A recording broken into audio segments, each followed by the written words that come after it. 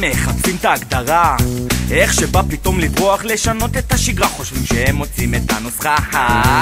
עושים סמים, נותנים בראש, צחוקים ושמחה, אנחנו לא צריכים את זה, יש לנו משהו אחר. מוזיקה ספורט ומסיבות זה משחרר, אין בעיה, כל אחד יכול להיות נטול. דווקא היום כולם יודעים שזה קול, אז שמים הכל בצד, זה הטרנד העכשווי, הרבה יותר סבבה להיות בהיי-טבעי. אני היי בנטורה, תמיד שולט, תמיד קולט, תמיד מבין עניין, לא עושה סמים בכלל, מסלול טבעי מהחיים מביא אותם הפעם. אני היי בנטורה, לא צריך שום חומרים, חבל לכם על הזמן, לא עושה סמים בכלל.